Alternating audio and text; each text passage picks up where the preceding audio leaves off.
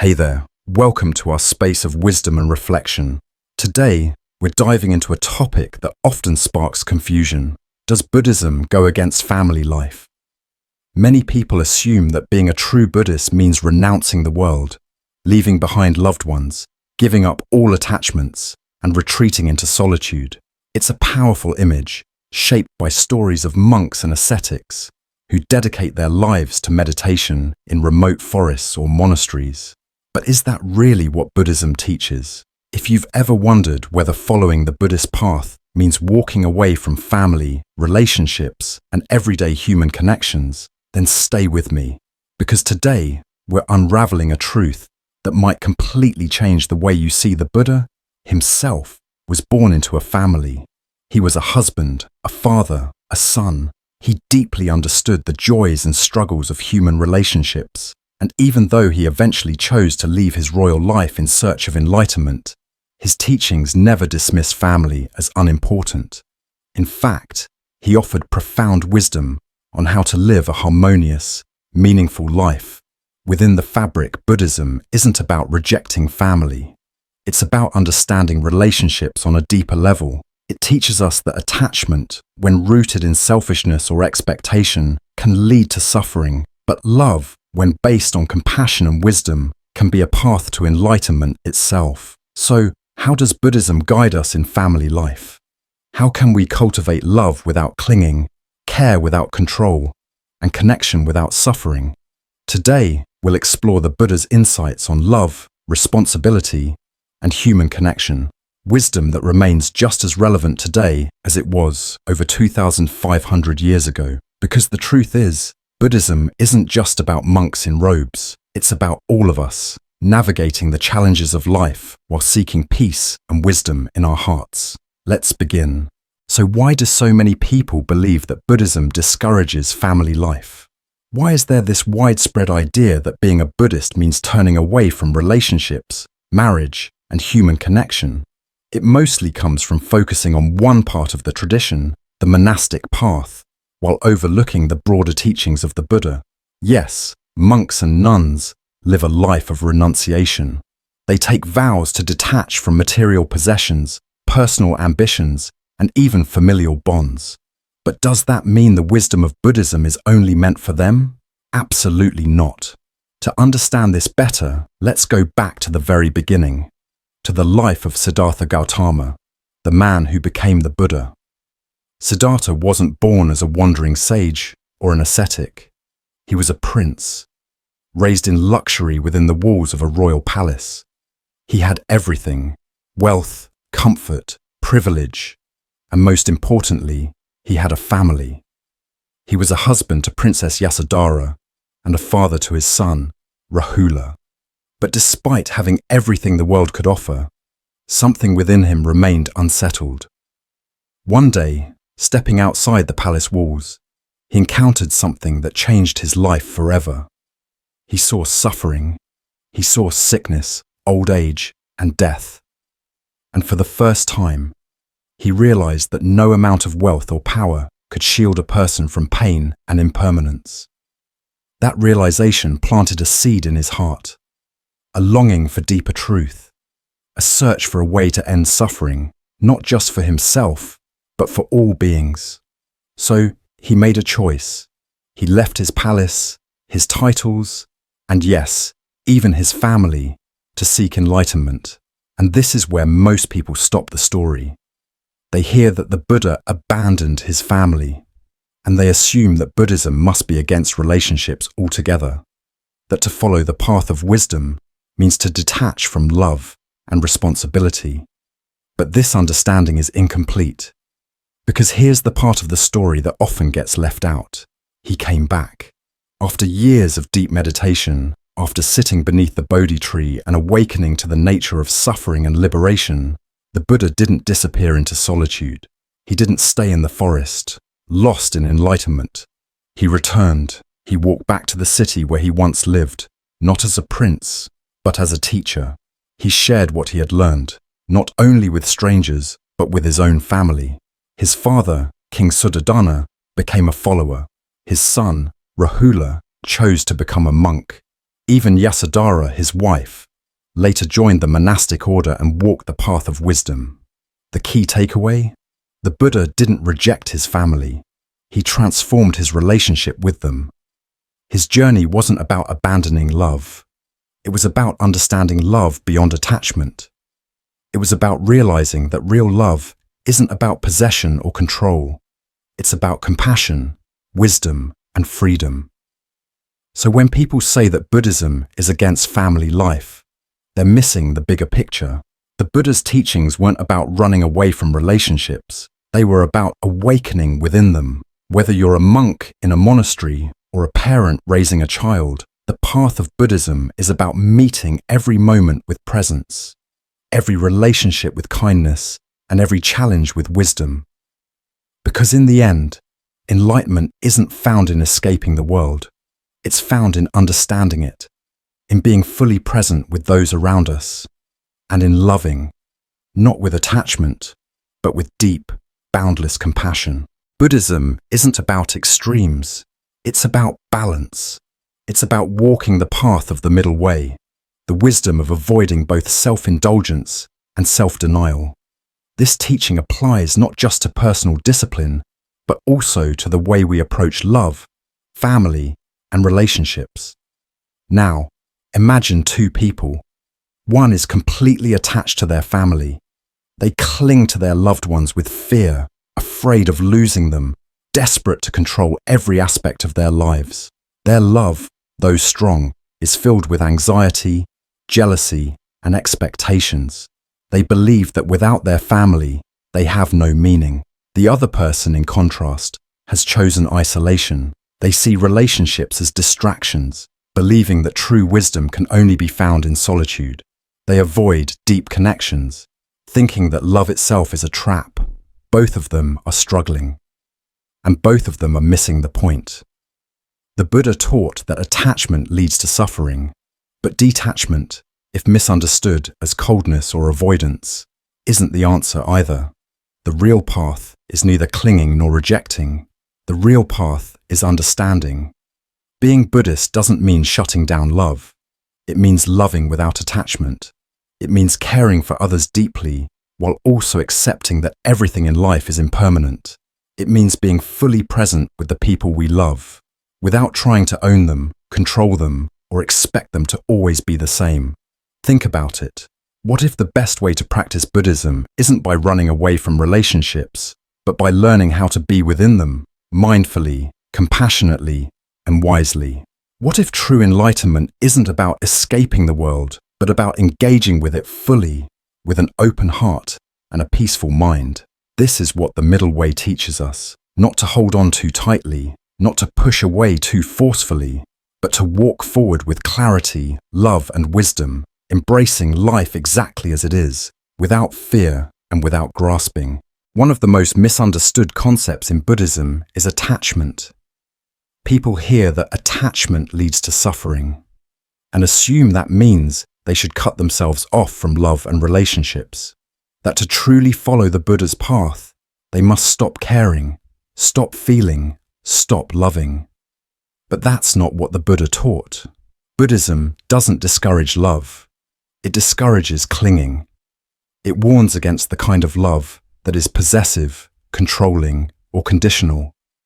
The kind of love that says, "I will love you only if you act the way I want." Real love, in the Buddhist sense, is something deeper, something freer. It is love without chains. A love that seeks not to own, but to understand. A love that isn't based on fear or attachment, but on wisdom and compassion. And in Buddhism, true love is defined by 4 essential qualities.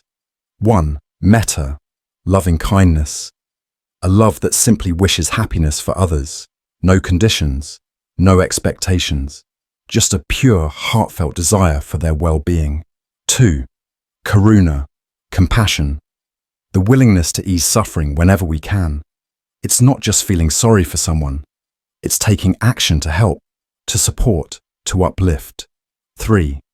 Mudita, sympathetic joy. The ability to celebrate others' happiness without jealousy. Instead of thinking, "Why them and not me?" we learn to think, I'm truly happy for you. 4. Upekkha, equanimity. The wisdom to accept life as it is, without being consumed by every high and low.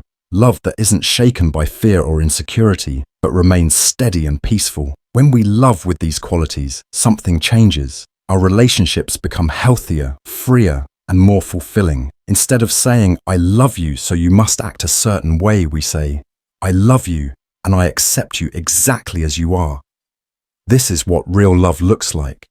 A love that gives rather than demands. A love that understands rather than controls. A love that is not a source of suffering, but a path to liberation. Because in the end, love isn't the problem.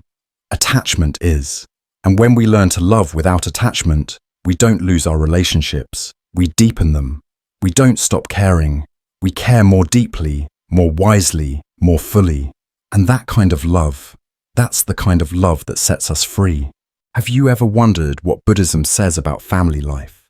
Some people believe that Buddhism discourages attachment, even to family. But if that were true, why would the Buddha say, to support one's mother and father is among the highest blessings? Parenting is one of the greatest spiritual practices. It challenges us in ways no meditation or retreat ever could. When you become a parent, patience is no longer just a virtue, it's a necessity. Selflessness is no longer an ideal, it becomes part of your daily life.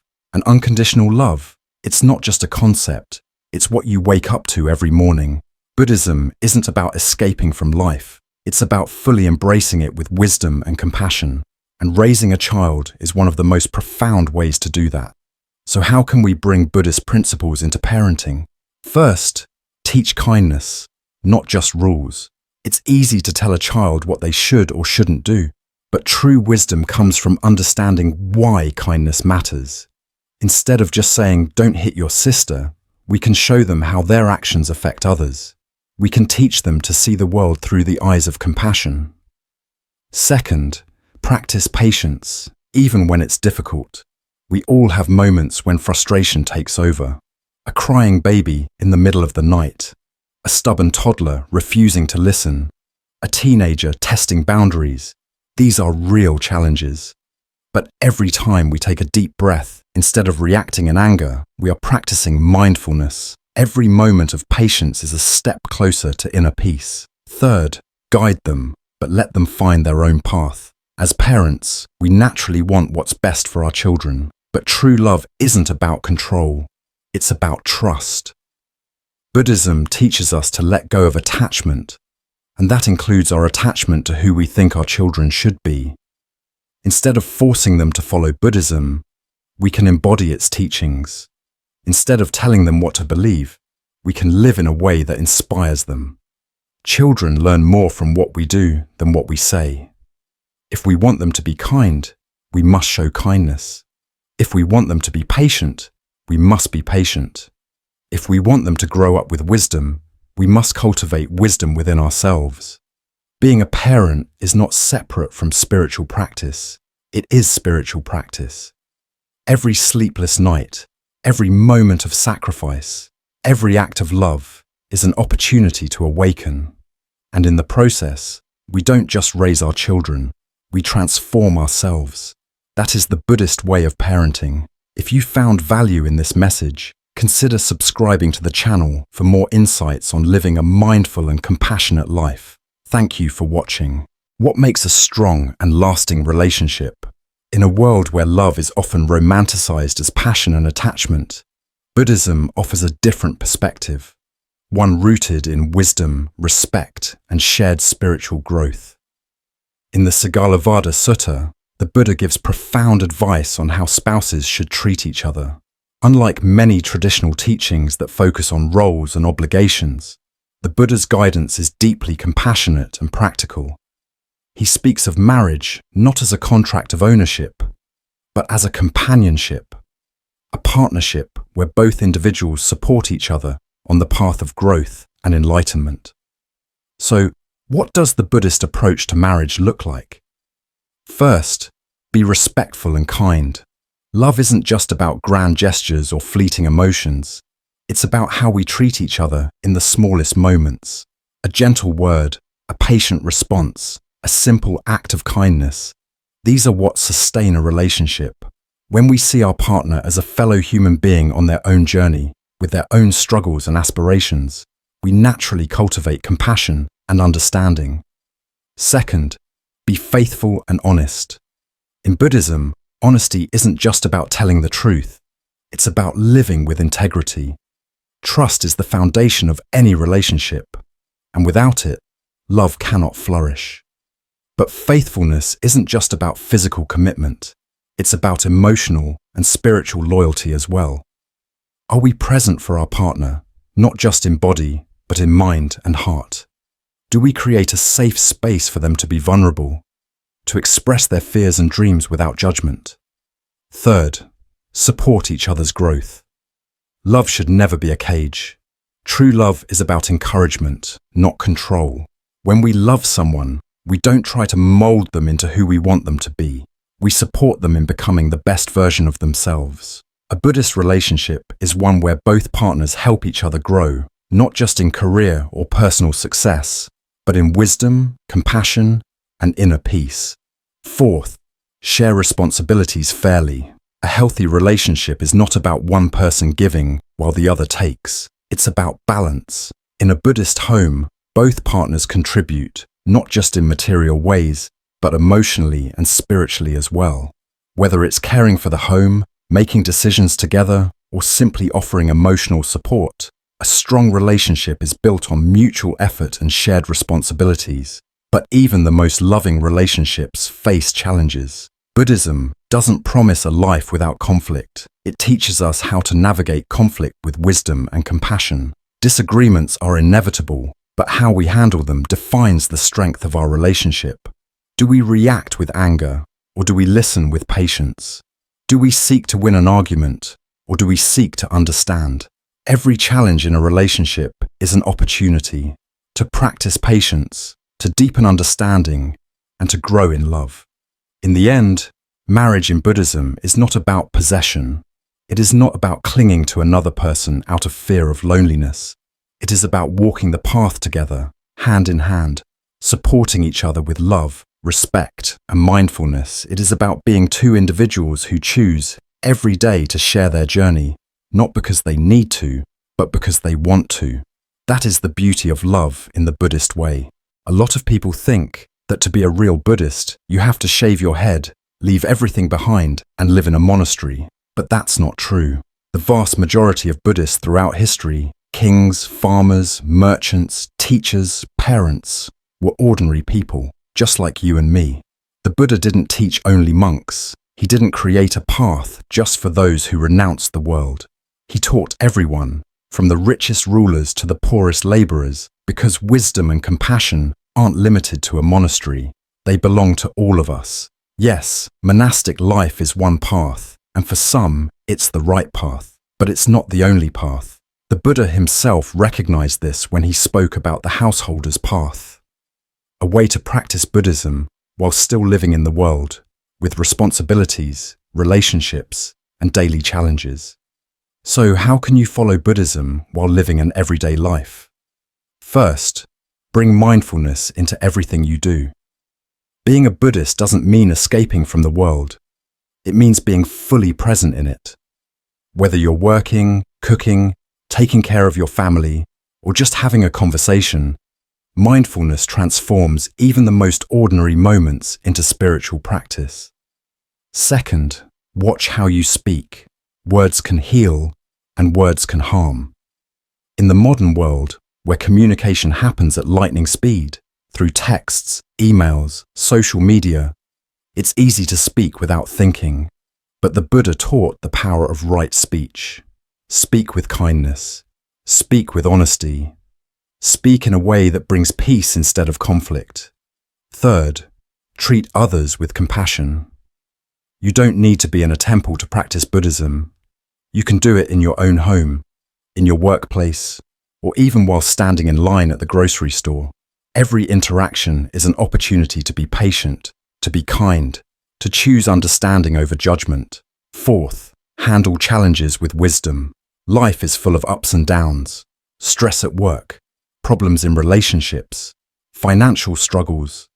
These things happen to everyone, but Buddhism gives us tools to deal with them differently. Instead of reacting with frustration or anger, we can take a breath, observe, accept, respond with clarity instead of emotion. Being a Buddhist isn't about living a perfect life, it's about living with awareness. Whether you're sitting in meditation or sitting in traffic, the real practice happens here and now. So no, you don't have to become a monk to follow Buddhism. You don't have to give up your job, your family, or the things you love. You just have to live with mindfulness, with compassion, with wisdom. The path isn't somewhere far away. It's right here, in this moment, waiting for you to walk it. Is Buddhism against family life? Does following the Buddha's teachings mean you have to give up your relationships, your home, your role as a parent, a sibling, or a partner? Absolutely not. The Buddha never said, abandon your family. What he actually taught was something far more profound. Engage with love, but with wisdom. That's a very different message. For many of us, family life is where we experience our deepest joys and our greatest challenges. It's easy to feel peaceful when meditating in a quiet room, but what happens when your child is crying, your partner is upset, or life feels overwhelming? This is where Buddhism is truly put to the test. Family life isn't a distraction from the path. It is the path. It is a training ground for some of the most essential Buddhist qualities: compassion, patience, and understanding. Think about it. Every time a child throws a tantrum, we have a choice: to react with frustration or to respond with patience. Every time we have a disagreement with a loved one, we can either let anger take over or practice mindful communication. Every time a family member needs us, we can either feel burdened or embrace the moment as an opportunity to serve with kindness. These are real moments of practice. This is where Buddhism comes alive, not in escaping life, but in engaging with it, with wisdom and awareness. So whether you're single, married, raising kids, or caring for aging parents, know this: you don't have to give up your relationships to follow the Buddhist path. You just have to walk it with mindfulness. If you love someone, love them fully, but without attachment. If you support someone, do it with kindness, but without expecting anything in return. If you experience conflict, face it, not with resistance, but with understanding. The Buddha didn't only teach monks and nuns. He spoke to kings, to merchants, to farmers, to everyday people like us. His teachings weren't just meant for those who renounce the world. They were meant for those who live in the world. Because true peace isn't about running away. It's about finding stillness within the chaos. It's about carrying wisdom and compassion into the heart of our daily lives, into our homes, our conversations, and our relationships. So if this perspective changed the way you see Buddhism, let me know in the comments. And if you want more deep discussions like this, be sure to subscribe. May all beings be happy. May all find peace. See you in the next episode of our Buddhism podcast.